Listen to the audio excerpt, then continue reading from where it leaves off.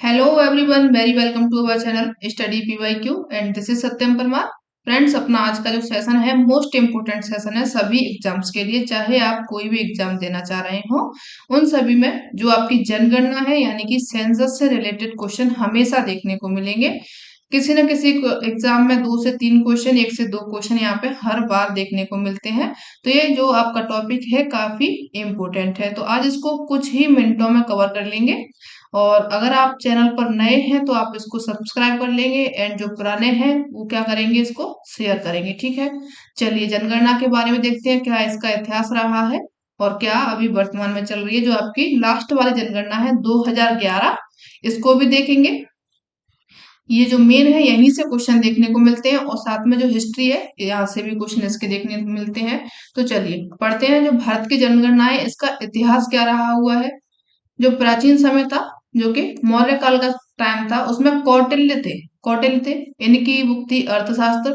उसमें शासन की नीति के लिए, एक माप के लिए जनसंख्या संबंधी आंकड़े एकत्रित करने का उल्लेख यहाँ से प्राप्त होता है। ये कहाँ से मिलता है?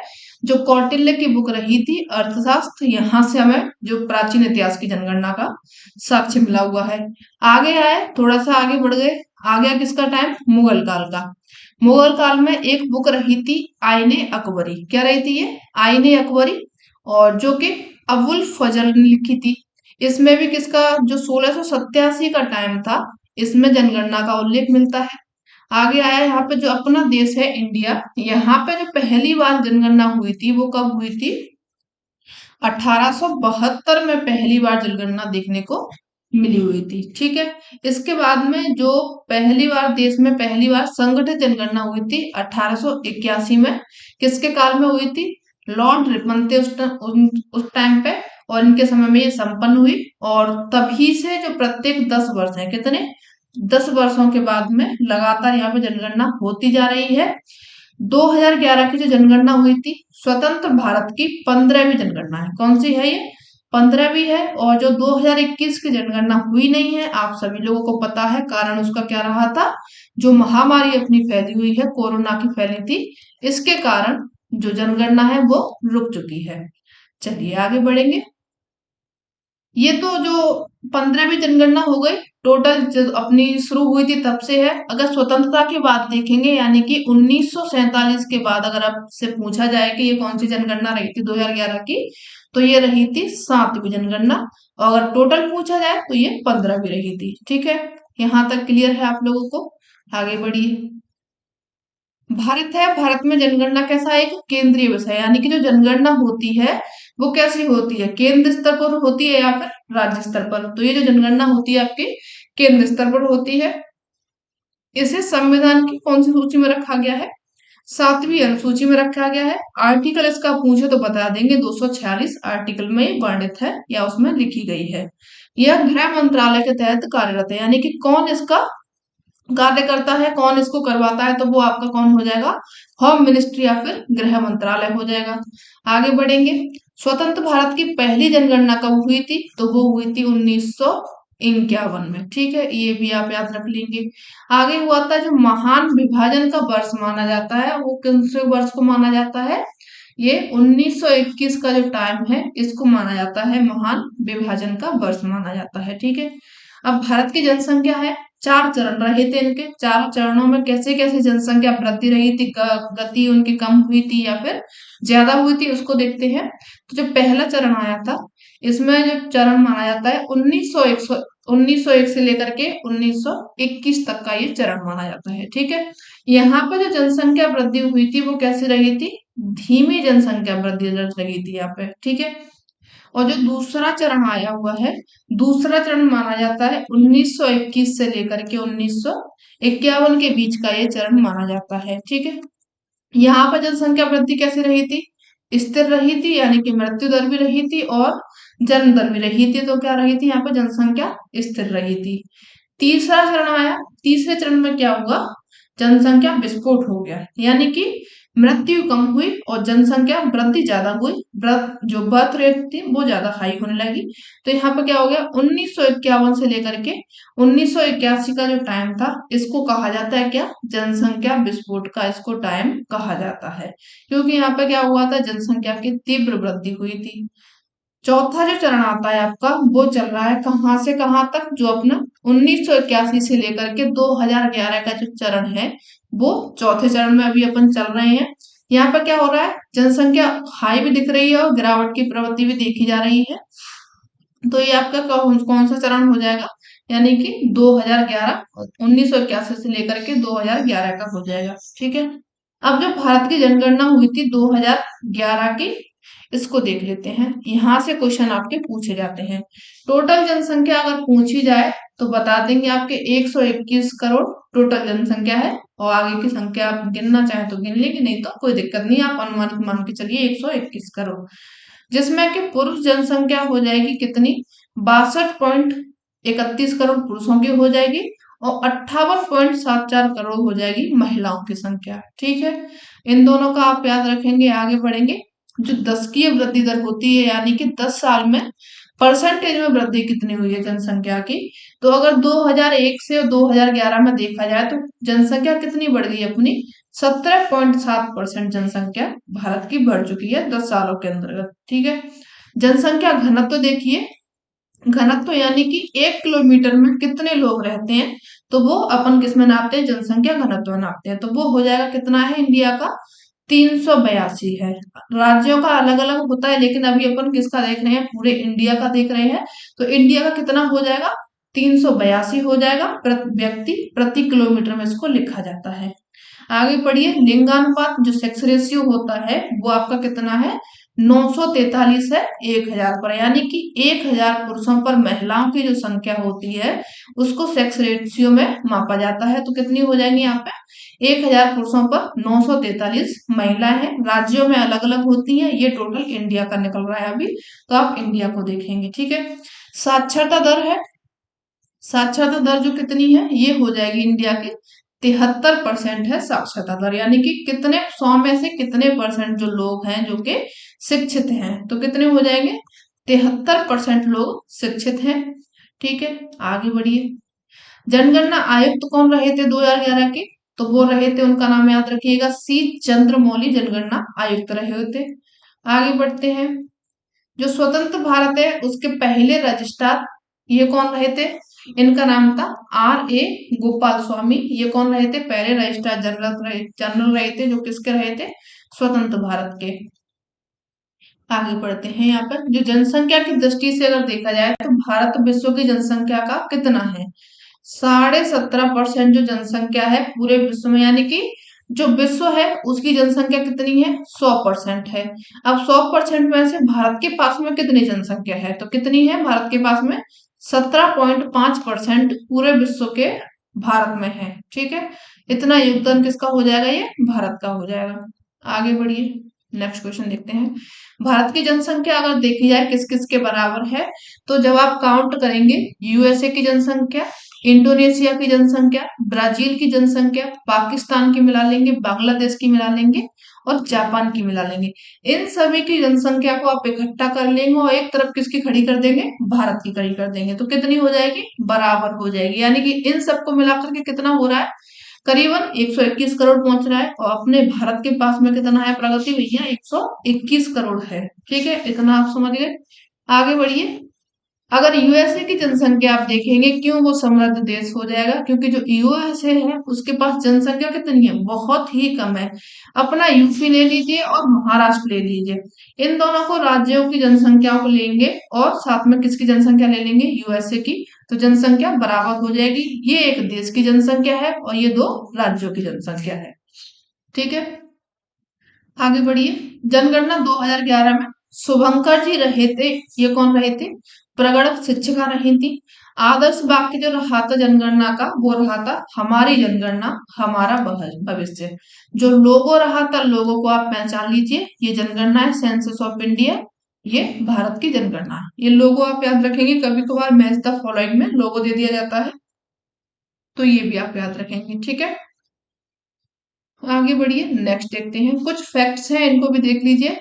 नागालैंड और जो अरुणाचल प्रदेश है, यहाँ पे एक भी अनुसूचित जाति निवास नहीं करती, यानी कि यहाँ पे कोई भी एससी निवास नहीं करता है। हरियाणा में जाएंगे तो आप हरियाणा और जो पंजाब है, यहाँ पे कोई भी शेड्यूल ट्राइब्स अनुसूचित जनजाति निवास नहीं करती है।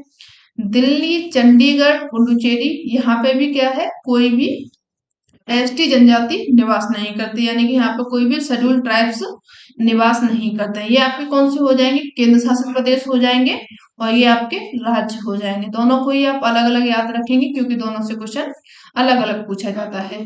चलिए, जो आपका लक्षद्वीप है एवं अंडमान निकोबार है, ये आपका जो केंद्र शासित प्रदेश है, यहाँ पे भी कोई भी एससी निवास नहीं करता, जो आपकी अनुसूचित जाति है ये निवास नहीं करती है। ठीक है, इन सभी को आप याद रखेंगे। आगे बढ़िए, चलिए, जनघनत्व देखा जाए तो वो अपन लोगों ने देख लिया था, टोटल इंडिया का कितना है, 382 है 2011 की जनगणना के अनुसार। अब देखते हैं सर्वाधिक जनघनत्व वाले राज्य, यानी कि जहां पे सबसे ज्यादा जनघनत्व पाया जाता है, वो कौन सा हो जाएगा, बिहार हो जाएगा। बिहार में मतलब 1106 व्यक्ति 1 किलोमीटर की जगह में रहते हैं, ये किसका घनत्व हो जाएगा, बिहार का हो जाएगा। सबसे कम जनघनत्व देखा जाए तो वो हो जाएगा अरुणाचल प्रदेश का, यानी कि 17 व्यक्ति रहते हैं कितनी जगह में, 1 किलोमीटर के अंदर में।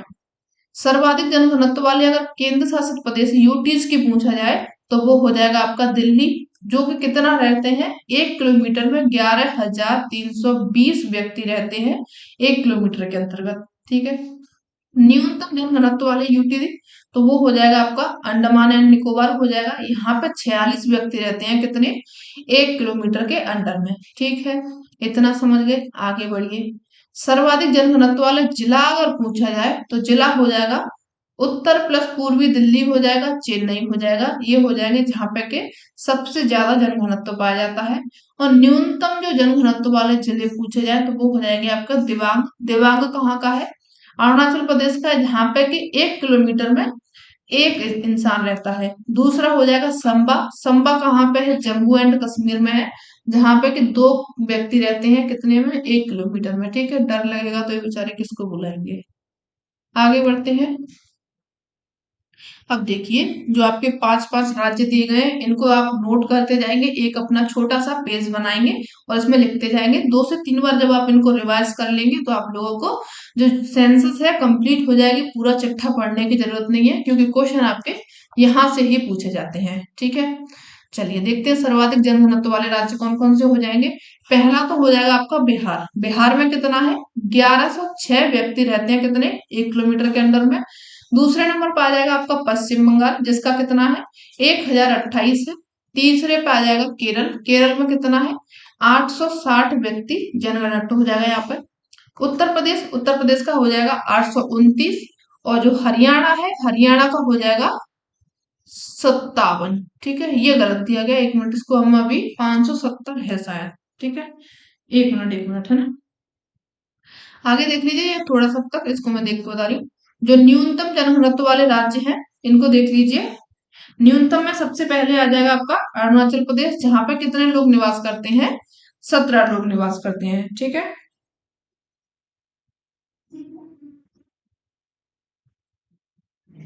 1 मिनट।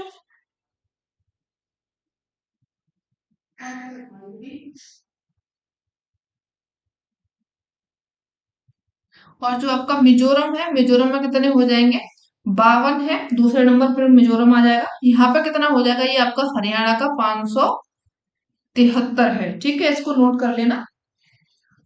आगे बढ़ते हैं।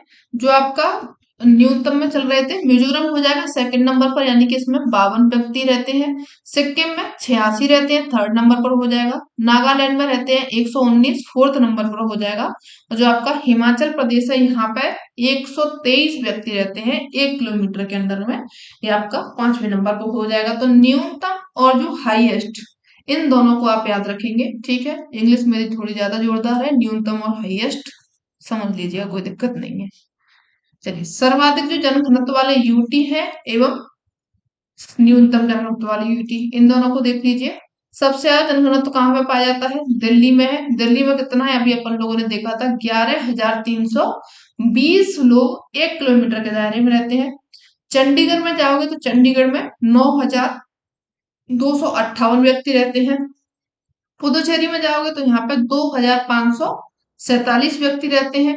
दमन द्वीप में जाओगे तो यहाँ पे 2,197 व्यक्ति रहते हैं। और जो अब लक्षद्वीप में जाओगे तो 2,149 व्यक्ति रहते हैं 1 किलोमीटर के अंदर में। ठीक है। न्यूनतम जनघनत्व वाले यूटीज है, जिसमें कि अंडमान एवं निकोबार हो जाएगा 46 व्यक्ति रहते हैं यहाँ पर। और दादर नगर हवेली हो जाएगी, यहाँ पे 700 व्यक्ति रहते हैं। ठीक है, इनको भी आप नोट करके चलेंगे। आगे बढ़िए, लिंगानुपात देखते हैं, सेक्स रेशियो यानी कि जो कि 2011 में रहा था 943, 2001 में पूछा जाए तो 933 रहा था, और 1991 में पूछा जाए तो 927 रहा था। ठीक है। और ये जो 1991 का रेशियो है, ये 1901 से लेकर के और 2011 तक का सबसे कम रेशियो किसका रहा था? 1991 का रहा था। आगे बढ़िए, सबसे ज्यादा लिंगानुपात कौन से राज्य हो जाएंगे? 5 राज्य, और सबसे कम, ठीक है, सबसे ज्यादा पाया जाता है केरल में 1084, यानी कि 1000 पुरुषों पर महिलाएं कितनी हो जाएंगी? 1084 हो जाएंगी। तमिलनाडु का देखा जाए तो 996 है, 1000 पुरुषों पर 996 लेडीज हो जाएंगी। आंध्र प्रदेश का हो जाएगा 993, छत्तीसगढ़ का हो जाएगा 991, और मेघालय का हो जाएगा कितना? 989। ठीक है। आगे बढ़िए, जो हरियाणा है सबसे कम में देखा जाए तो सबसे कम में सबसे पहले आएगा हरियाणा फर्स्ट नंबर पर, जिसका कितना है लिंगानुपात? 879 है। ठीक है, 79 है ना, 879। ठीक है। और जो जम्मू एंड कश्मीर है, इसका सेकंड नंबर पर आता है 889। सिक्किम का है 890, एक इंसान का यहाँ पे डिफरेंस है। ठीक है। पंजाब में है 895, और यूपी में है 912। सभी को याद रखेंगे, इंपोर्टेंट है। आगे बढ़ेंगे, यूटीज में देख लीजिए, सबसे ज्यादा लिंगानुपात कहाँ पे पाया जाता है और सबसे कम कहाँ पे पाया जाता है? तो यूटी में 1037 पाया जाता है, किसका? पुदुचेरी का। लक्षद्वीप का पाया जाता है 947, और जो आपका अंडमान एवं निकोबार द्वीप समूह है 876 पाया जाता है, और दिल्ली का 868 है। ठीक है, ये यूटीज का है। और निम्नतम में देखा जाए तो यहाँ पे दमन द्वीप का 618 हो जाएगा, दादरा एंड नगर हवेली का हो जाएगा 774, चंडीगढ़ का हो जाएगा 818, एवं दिल्ली का हो जाएगा 868। ठीक है, इतना आप इसको नोट कर लेंगे। आगे बढ़ते हैं, साक्षरता दर देखते हैं। साक्षरता दर रही थी 2011 में 73% की रही थी, यानी कि 100 में से 73 व्यक्ति शिक्षित रहे थे। ये आप इतना मान करके चलेंगे। ठीक है। जो आपकी परसेंटेज होती है हमेशा कितने में मानी जाती है? 100 में ही मानी जाती है, तो आप 100 में से ही इनको जोड़ करके चलेंगे। जिसमें कि जो पुरुष साक्षरता दर रही थी 80.90% रही थी, और जो महिला है, महिलाओं की साक्षरता दर रही थी कितनी? 64.60% रही थी, यानी कि मैक्सिमम आप मान के चलिए 64 मान करके चलिए, या फिर 65 मान सकते हैं। आगे बढ़िए, जो सर्वाधिक साक्षरता वाले राज्य हैं इनको देखिए, सबसे ज्यादा हो जाएगी कहाँ पे? केरल में है। केरल में कितने साक्षर लोग मिलेंगे? 100 में से जो 94 लोग हैं वो क्या हो जाएंगे? पढ़े लिखे हैं, साक्षर लोग हैं, यानी कि अपना नाम लिख लेते हैं, अपना पता बता लेते हैं, वो अपना सिग्नेचर कर लेते हैं। मिजोरम है, मिजोरम में कितने हैं? 91.3% लोग साक्षर हैं। गोवा में 88.7% लोग साक्षर हैं। गोवा के बाद में आता है आपका त्रिपुरा, त्रिपुरा में 87.2% लोग साक्षरता है। ठीक है। उसके बाद में आपके हो जाएंगे हिमाचल प्रदेश, हिमाचल में 82.8% लोग साक्षर हो जाएंगे। ठीक है। अब आ जाएगा न्यूनतम जो साक्षरता वाले राज्य हैं, इनको देख लीजिए। पहले पे हो जाएगा आपका बिहार, बिहार में 61.8% लोग जो हैं वो क्या हो जाएंगे? साक्षर हो जाएंगे। सबसे कम है ये बिहार में। ठीक है। बिहार के बाद में आपका अरुणाचल प्रदेश आता है, जिसमें कि 65.8% लोग हैं। उसके बाद में आपका राजस्थान थर्ड नंबर पर आता है न्यूनतम से, यानी कि नीचे से ऊपर पहुंच रहे हैं अपन लोग। तो 66.6% कहाँ पे हो जाएगा? राजस्थान में हो जाएगा। झारखंड आता है, तो झारखंड में 66 पॉइंट, ये एक मिनट, दोनों का डेटा थोड़ा सा गड़बड़ लग रहा है।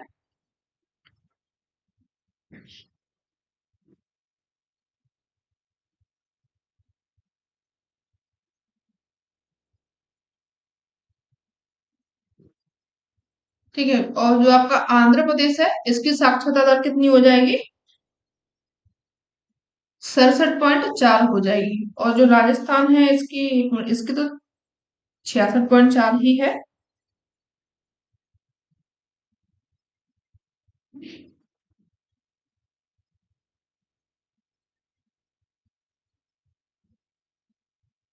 इसकी कितनी है? 66.11 है। ठीक है, 66.1 है।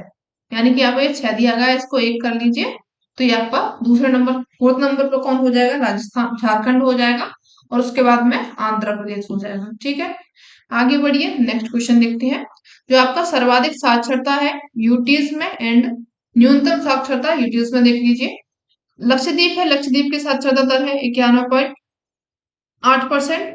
दमनदीप की हो जाएगी 87.1%। अंडमान एवं निकोबार द्वीप समूह की हो जाएगी 86.6%।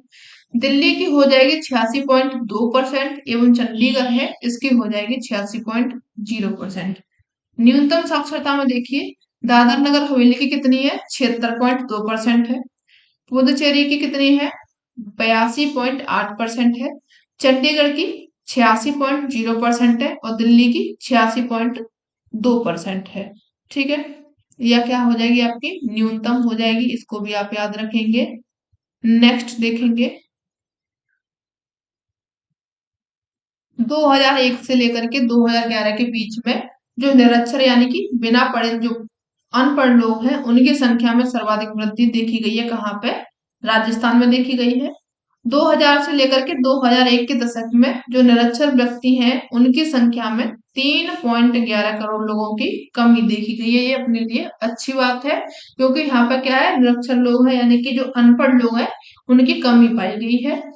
2001 से लेकर के 2011 का जो दशक है, उसमें निरक्षर व्यक्तियों की सर्वाधिक कमी जो देखी गई है, वो कहाँ पे? आपका अपना, हमारा अपना उत्तर प्रदेश में देखी गई है। ठीक है, थोड़ा सा यहाँ पे अच्छा लग रहा है ये देख करके। सर्वाधिक जो साक्षरता है जनसंख्या वृद्धि वाले राज्य है या फिर केंद्र शासित प्रदेश है, दादर नगर हवेली हो जाएगा। गुंजन की बना दूंगा, गुंजन की बना दूंगा। जो सर्वाधिक साक्षरता जनसंख्या वृद्धि वाले राज्य हो जाएंगे या फिर केंद्र शासित प्रदेश है, जिनमें कि पहले नंबर पर आपका आता है कौन सा? दादर एंड नगर हवेली हो जाएगा, जिसमें साक्षरता जनसंख्या वृद्धि दर हुई है 119.46% की हुई है। और बिहार में कितनी हुई है? 74.83% की हुई है। ठीक है, आगे बढ़िए, नेक्स्ट क्वेश्चन देखिए। सर्वाधिक पुरुष साक्षरता दर वाले जो राज्य हो जाएंगे, यूटी हो जाएंगे, राज्य एवं यूटी। ये इसमें किसकी देखी गई है? पुरुषों की बताई गई है, जिसमें केरल हो जाएगा पहले नंबर पर। केरल में 96.1% है जो कि पुरुष साक्षर है। लक्षद्वीप है, लक्षद्वीप के 95.6% पुरुष साक्षर है। मिजोरम के 93.3%, गोवा के 92.6% हो जाएगा। और त्रिपुरा है, त्रिपुरा के 91.5% लोग जो है कैसे हो जाएंगे? पढ़े लिखे हैं, साक्षर हैं। आगे बढ़िए, न्यूनतम पुरुष साक्षरता वाले यहाँ पे जो कि ज्यादा से कम लोग साक्षरता है पुरुष में, वो कौन सा हो जाएगा? बिहार है, बिहार का कितना हो जाएगा? 71.2%। अरुणाचल प्रदेश में 72.6%। आंध्र प्रदेश में 74.9%। मेघालय में 76.0% और झारखंड में 76.8%। ठीक है, इन सभी का डेटा आप लिख लीजिएगा, बहुत ही इंपॉर्टेंट है आप लोगों के लिए। एग्जाम टाइम नजदीक है, जिनका भी नेट का है, ईएमआरएस का है, उन सभी लोगों के लिए काफी महत्वपूर्ण सेशन है, इसको जरूर जरूर देखिएगा। सर्वाधिक जो महिला साक्षरता वाले यूटीज होते हैं, यानी कि कहाँ पे महिला साक्षरता ज्यादा पढ़ी लिखी हुई है, केरल में देखा जाए तो 92.1% है साक्षरता में, आप केरल को पहले लेकर के चलेंगे। उसके बाद में आपका मिजोरम आता है, जहां पे कि 89.3% महिला साक्षरता। और जो लक्षद्वीप है, वो कितनी पढ़ी लिखी लेडीज है यहाँ पे मिलेंगी आपको? 87.9%। गोवा में मिलेंगे 84.7%। त्रिपुरा में मिलेंगी 82.7%। ठीक है, ये आपके कौन से हो जाएंगे? सबसे ज्यादा महिला साक्षरता वाली यूटीज और राज्य दोनों ही इसमें शामिल है। आगे बढ़ते हैं, नेक्स्ट देखते हैं। न्यूनतम महिला साक्षरता वाला राज्य और यूटीज कहाँ पे सबसे कम है, तो सबसे कम में फिर भी आप पहले नंबर पर किसको रखेंगे, बिहार को रखेंगे। 51.5% यहाँ पे महिला है, पढ़ी लिखी है। राजस्थान में 52.1% है। झारखंड में 55.4% हो जाएंगी। जे एंड के में हो जाएंगी 56.4% और यूपी में हो जाएंगी 57.2%। यहाँ पे देख करके थोड़ा सा दुख लग रहा है, दुख तो वैसे सबको ही देख करके लग रहा है, लेकिन मैं थोड़ा यूपी से हूँ तो मुझे दुख हो गया। सर्वाधिक महिला पुरुष साक्षरता दर वाले में अंतर पूछा गया है, राजस्थान में है, यानी कि जहां पे महिला और पुरुष में कितना अंतर है, कितने पुरुष से कम महिला साक्षर है, तो पुरुष ज्यादा साक्षर है कितने, 27.1%। झारखंड में 21.4%। दादर नगर हवेली में 20.9% और जे एंड के में 20.4%। और न्यूनतम महिला पुरुष साक्षरता दर देखी गई है कहाँ पे, मेघालय में 3.1% पुरुष ज्यादा साक्षर है महिलाओं से। मिजोरम में 4% है। केरल में 4% है और नागालैंड में 6.7% है। ठीक है, आगे बढ़िए, नेक्स्ट देखते हैं। 2011 की जनगणना हुई थी, उसके अनुसार भारत का सर्वाधिक साक्षरता वाला जिला कौन सा है, तो जिला है आपका सरचिप। सरचिप कहाँ पे मिलेगा, मिजोरम में मिलेगा। ठीक है, और न्यूनतम साक्षरता वाला जिला अगर पूछा जाए तो उसको बता देंगे आप, अलीराजपुर ये जिला है।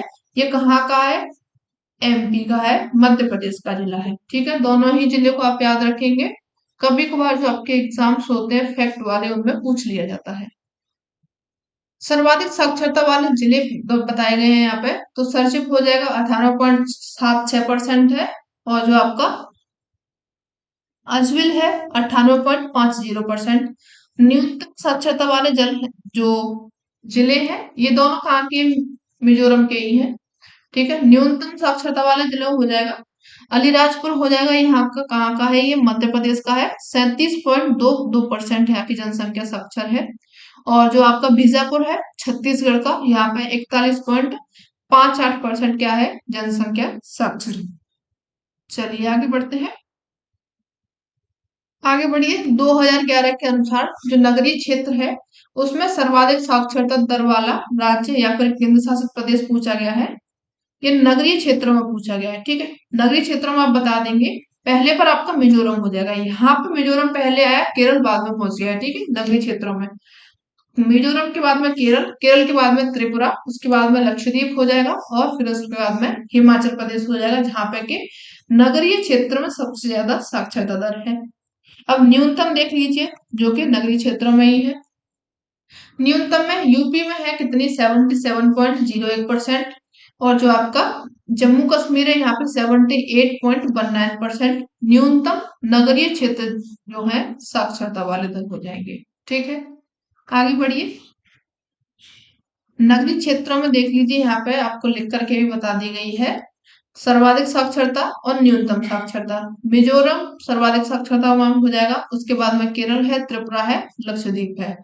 न्यूनतम में उत्तर प्रदेश एंड जम्मू कश्मीर आ जाएगा।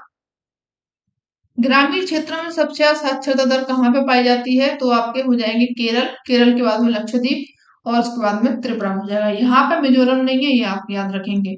न्यूनतम साक्षरता दर कौन से राज्य हो जाएंगे, वो आपका हो जाएगा आंध्र प्रदेश। ठीक है, आगे बढ़ते हैं, नेक्स्ट देखेंगे।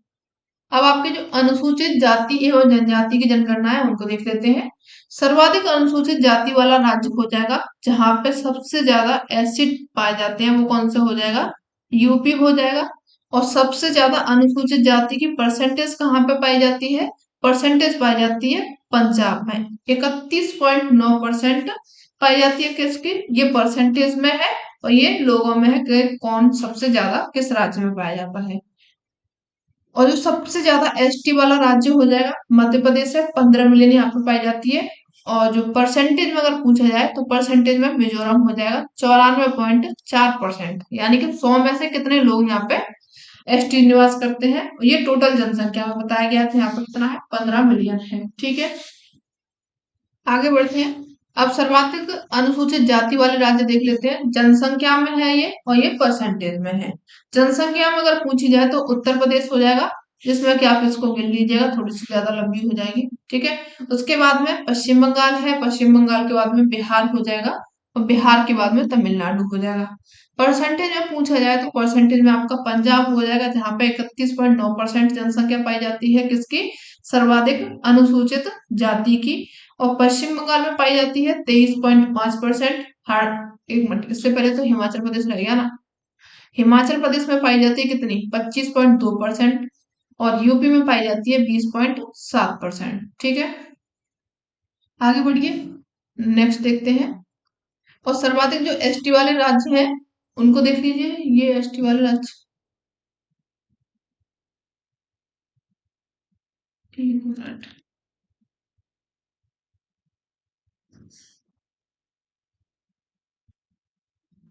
ये तो क्या हो गया यहाँ पे, ये आपकी जनसंख्या दी गई है एसटी वाले राज्यों की।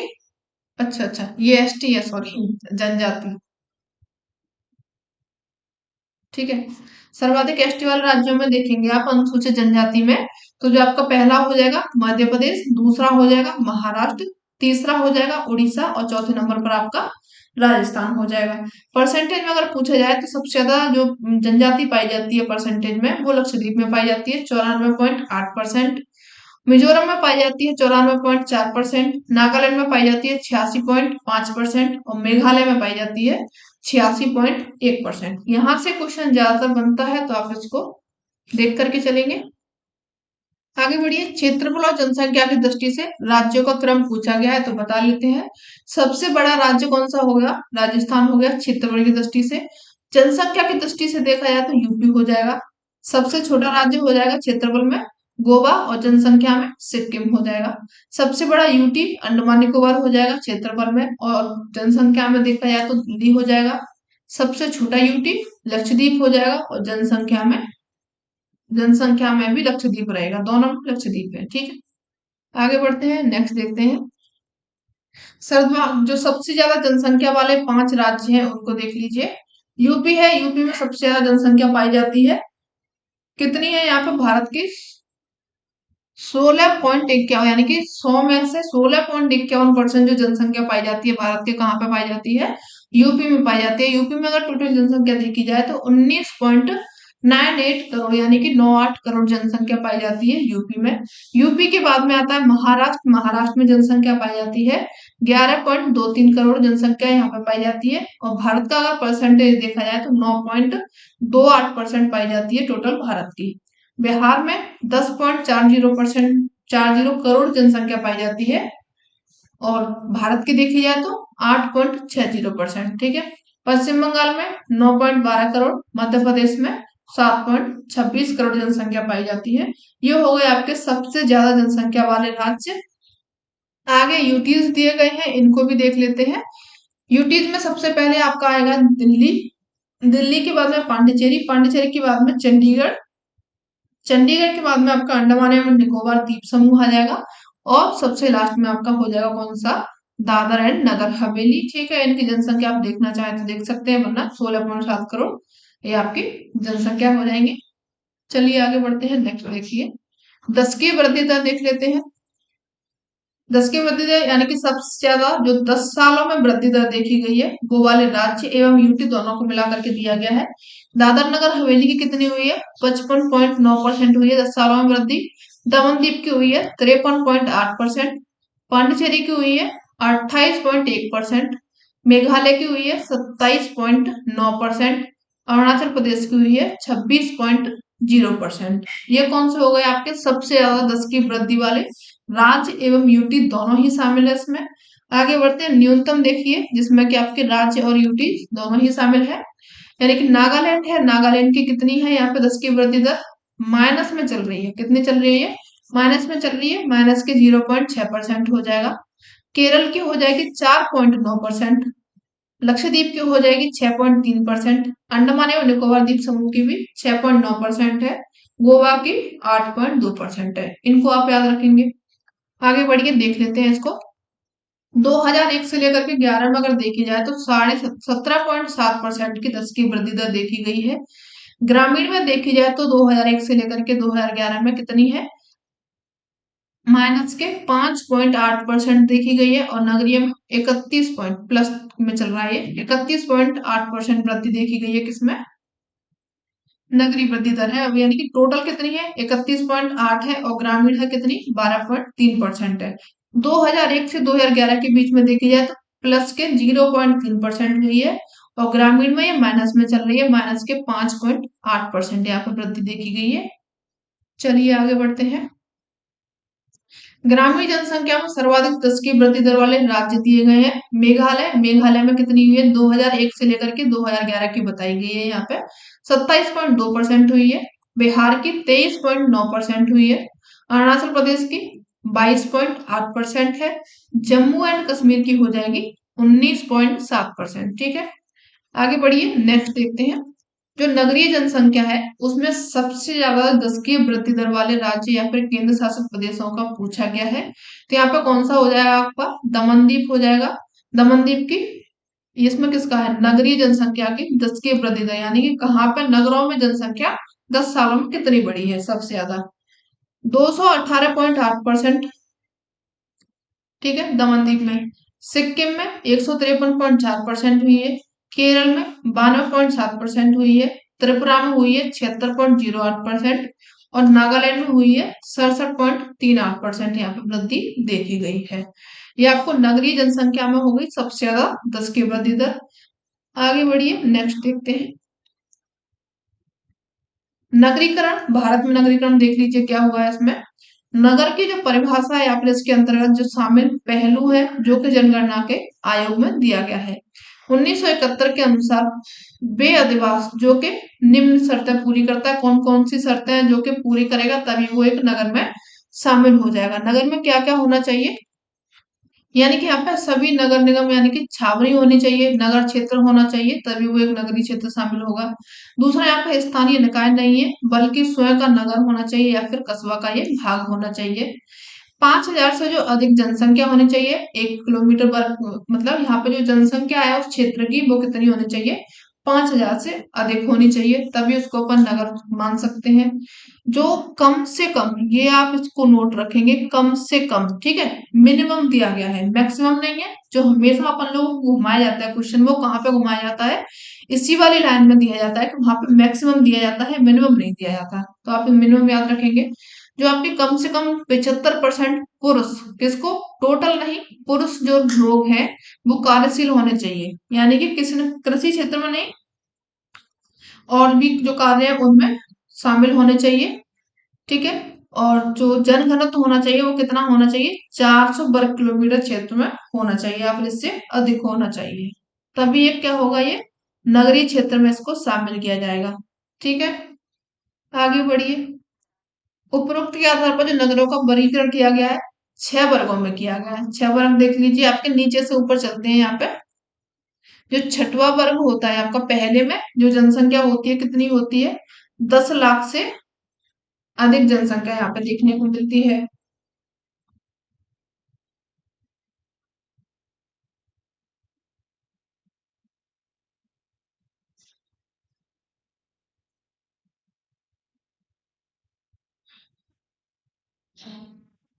10 लाख से अधिक जनसंख्या किसमें देखने को मिलेगी आपको, पहले में। दूसरे में मिलेगी 50,000 से लेकर के 9,99,000 के करीब में। और तीसरे में जो आपका है 20,000 से लेकर के 49,999। चौथे में हो जाएगी आपकी 10,000 से लेकर के 19,999। और पांचवे में हो जाएगी 5,000 से लेकर के 9,999 की जनसंख्या होनी चाहिए। छठवें में सबसे कम जनसंख्या पाई जाती है जो कि 5,000 से कम जनसंख्या यहाँ पे पाई जाती है। ठीक है, ये भी आप याद रखें क्योंकि इनसे भी पूछ लिया जाता है सीक्वेंस में लगाने के लिए, तो इनको देख करके चलेंगे। 1 लाख से अधिक जनसंख्या वाले नगर पूछे जाए तो आप बता देंगे, यानी कि 1 लाख से अधिक जनसंख्या वाले नगर है इनको कहा जाता है सिटी। 10 लाख से ज्यादा जनसंख्या होती है, यानी कि 50 लाख से इसमें कम होनी चाहिए, 10 लाख से ज्यादा होनी चाहिए, तो उसको महानगर या फिर मेट्रोपोलिस कहा जाता है। 50 लाख से अधिक जनसंख्या होगी तो उसको बृहद नगर या फिर मेगालोपोलिस कहा जाता है। 2011 की जो जनगणना हुई थी उसमें टोटल 13 तो महानगर है, यानी कि मेट्रोपोलिस कितने हैं, सिटीज कितने हैं हो जाएंगे आपके 53 हो जाएंगे। और 8 कितने हो जाएंगे आपके मेगालोपोलिस हो जाएंगे या फिर बृहद नगर हो जाएंगे। ठीक है, आगे बढ़िए। 1901 से लेकर के 2011 का जो नगरीकरण है उसको देख लीजिए। मंद जो नगरीकरण है यानी कि जहां पे नगरीकरण बहुत धीमा चला था, वो कितना रहा था, 12.2% हुआ था। 1901 से लेकर के 1931 का ये टाइम रहा था। मध्यम नगरीकरण रहा था किसका, 1931 से लेकर के 1981 के बीच का, जिसमें कि 18.3% नगरीकरण हुआ था। तीव्र नगरीकरण हुआ है किसमें, 1961 से लेकर के 2011 के बीच में, जो कि अभी अपन लोगों ने देखा था 31.46 यानी कि 6 है, वो नगरीकरण है। ठीक है, अब नगरीय जनसंख्या देख लीजिए 2011 के अनुसार कितनी हो जाएगी, 37 करोड़ है। टोटल यहाँ पे 32.2% कितना हो जाएगा, नगरीकरण जनसंख्या हो जाएगी। लगभग यहाँ पे 18 राज्य हैं, केंद्र शासित प्रदेश हैं, उनकी कुल नगरीय जनसंख्या राष्ट्रीय नगरीय जनसंख्या की परसेंटेज से अधिक है। ठीक है, शीर्ष में जो नगरीय जनसंख्या वाले राज्य हैं उनको देख लीजिए परसेंटेज की दृष्टि से। पहला हो जाएगा गोवा, गोवा में कितनी मिलेगी, 62.2% नगरीय जनसंख्या देखने को मिलती है। मिजोरम है सेकंड नंबर पर, मिजोरम की कितनी हो जाएगी, 52.1% हो जाएगी। तमिलनाडु की हो जाएगी 48.4% और केरल की हो जाएगी 47.7%। ठीक है, यहाँ पे गोमिंद के ये आपकी ट्रिक दी गई है, इससे याद करना है तो इससे देख लीजिए, वरना आप थोड़ा सा अपना दिमाग लगाइए, दौड़ाइए, 2 से 4 बार इसको डेटा को रिवाइज कर लेंगे तो आपको कंफर्म हो जाएगा, फिर आपको देखने की इसको जरूरत नहीं पड़ेगी। शीर्ष नगरीय जनसंख्या वाले जो परसेंटेज वाले राज्य हैं उनको देख लीजिए। दिल्ली है, दिल्ली में कितनी है, संघ राज्य को दिया गया ये 97.5% है। चंडीगढ़ का 97.3% हो जाएगा। लक्षद्वीप का 78.1% है। और जो आपके दमनदीप है यहाँ पे 75.2% जनसंख्या पाई जाती है, जो कि यूटीज की है। ठीक है, आगे बढ़िए, नेक्स्ट क्वेश्चन देखते हैं। क्वेश्चन नहीं है ये आपकी। शीर्ष नगरीय जनसंख्या वाले राज्य एवं केंद्र शासित प्रदेश ये दिए गए हैं, दोनों को मिला करके पहले पर हो जाएगा महाराष्ट्र, दूसरे पर हो जाएगा यूपी, यूपी के बाद में तमिलनाडु, तमिलनाडु के बाद में पश्चिम बंगाल हो जाएगा और उसके बाद में आंध्र प्रदेश हो जाएगा। इनको आप याद रखेंगे। न्यूनतम नगरीय जनसंख्या वाले राज्य हो जाएंगे, वो परसेंटेज में था, ये जनसंख्या में दिया गया है, यूटीज, जिसमें कि लक्षद्वीप हो जाएगा, लक्षद्वीप के बाद में अंडमान एवं निकोबार द्वीप समूह, इसके बाद में सिक्किम हो जाएगा, उस दादर नगर हवेली, और उसके बाद में दमन द्वीप हो जाएगा। ठीक है, आगे बढ़िए। सबसे ज्यादा जो ग्रामीण जनसंख्या वाले राज्य हैं वो कहाँ पे देखने को मिलते हैं, तो सबसे ज्यादा पहले नंबर पर आ जाएगा अपना यूपी। यूपी में कितने मिलेंगे, 18.63% जो जनसंख्या है वो यूपी की कैसी है, ग्रामीण है। उसके बाद में बिहार आता है, 11.07% है। पश्चिम बंगाल आता है जिसमें कि 7.46% है। और महाराष्ट्र आता है जिसमें कि 7.40% है। ठीक है, ये मिलियन में जनसंख्या दी गई है, इसको भी आप देख लेंगे, परसेंटेज जितना हो उतना याद रखेंगे। ठीक है, सर्वाधिक जो ग्रामीण जनसंख्या परसेंटेज वाले राज्य हैं इनको देख लीजिए। हिमाचल प्रदेश में कितने हैं, 90%। ये राज्य कैसे हो जाएंगे, नगरीय ग्रामीण हो जाएगा। बिहार का 88.70% हो जाएगा।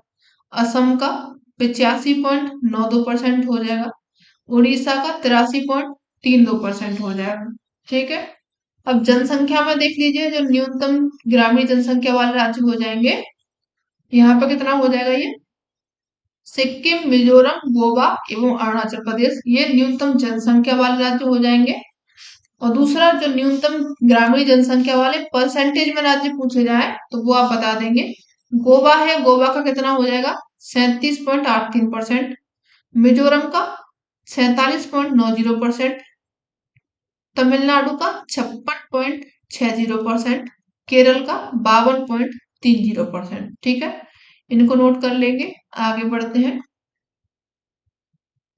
सर्वाधिक जो नगरीय जनसंख्या वाले राज्य हो जाएंगे वो कौन से हो जाएंगे, 1 मिनट फ्रेंड्स, आप थोड़ा सा बस 2 मिनट का वेट करेंगे।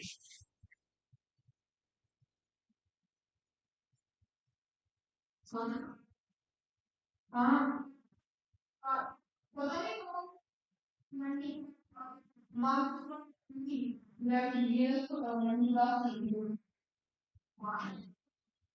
नहीं है वो भी आ रही है।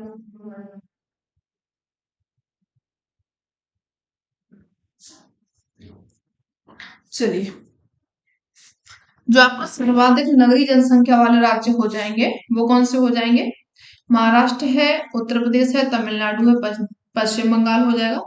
और सर्वाधिक नगरीय जनसंख्या वाले परसेंटेज वाले जो राज्य हो जाएंगे, गोवा है, गोवा में कितनी हो जाएगी 62.2%। मिजोरम में हो जाएगी 52.1%। तमिलनाडु में हो जाएगी 48.4%। केरल में हो जाएगी 47.7%। ठीक है।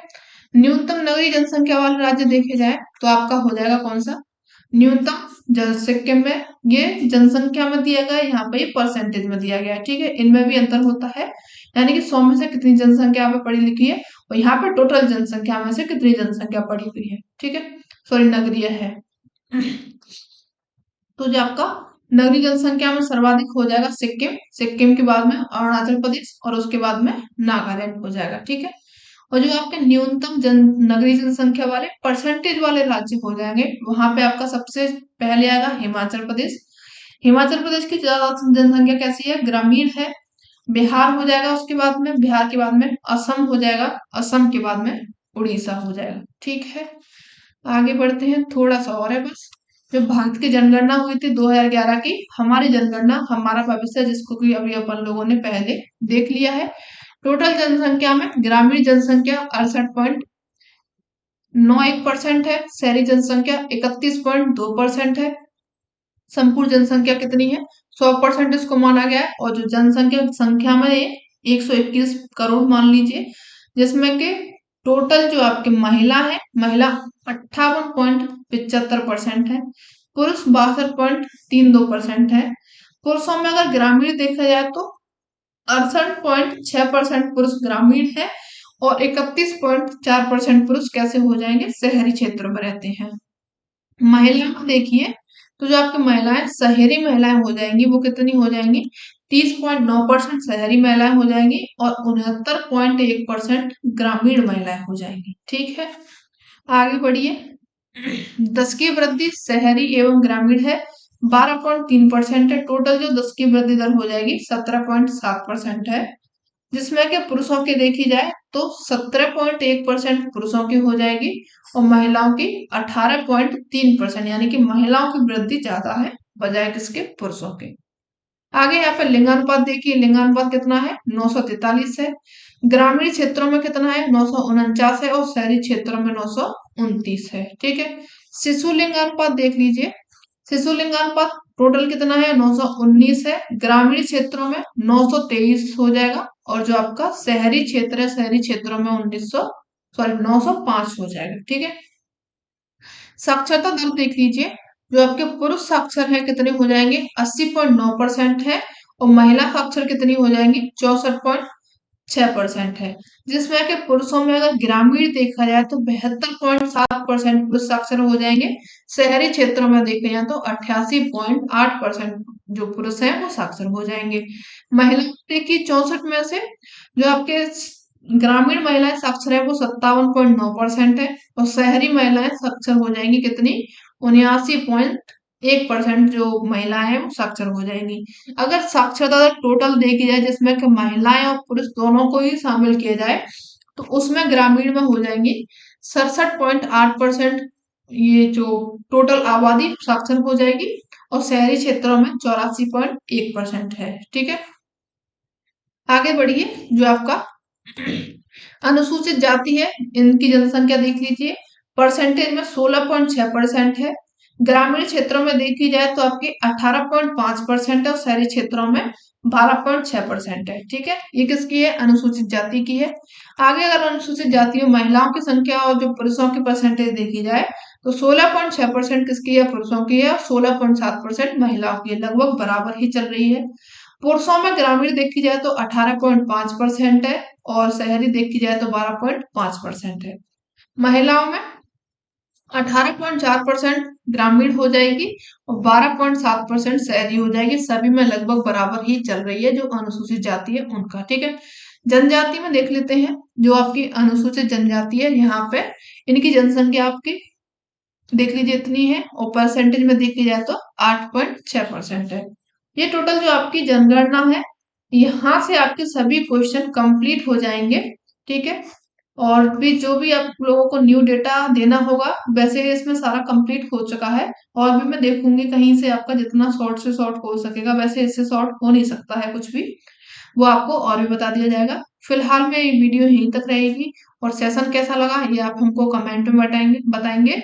और न्यू है चैनल पे तो आप उसको सब्सक्राइब करेंगे, और जो लोग पहले से ऐड हैं वो क्या करेंगे, इसको शेयर करेंगे। ठीक है, मिलते हैं नेक्स्ट सेशन में, तब तक के लिए धन्यवाद, tata bye bye and take care.